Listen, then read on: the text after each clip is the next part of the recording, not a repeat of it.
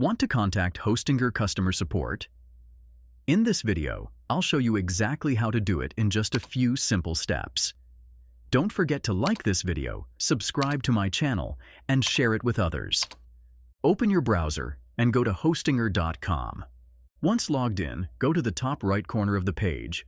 Right between the bell icon and your profile icon, you'll see a question mark icon. This is the Help button. Click on it. On the next page, click on the drop-down box and choose the topic you need help with.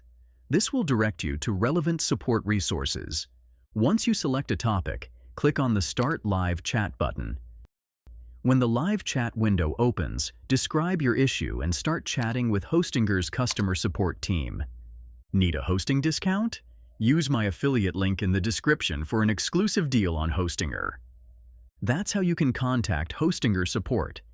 If this video helped, make sure to like, subscribe, and share. See you in the next video.